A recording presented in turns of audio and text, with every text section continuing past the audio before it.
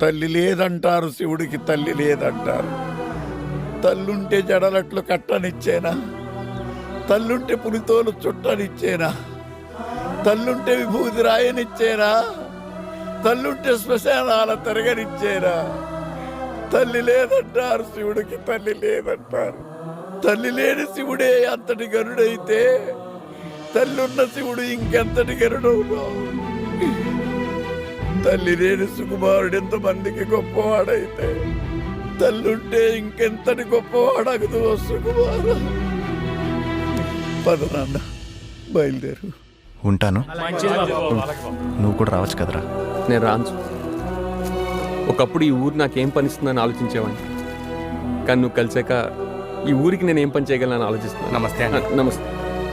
ఎక్కడికి వెళ్ళినా చేతులు దండం పెడుతున్నారు సుక్కు, నీ వల్లే. ఉన్నోళ్ళు ఇంతకన్నా ఏం కావాలి సుక్కు?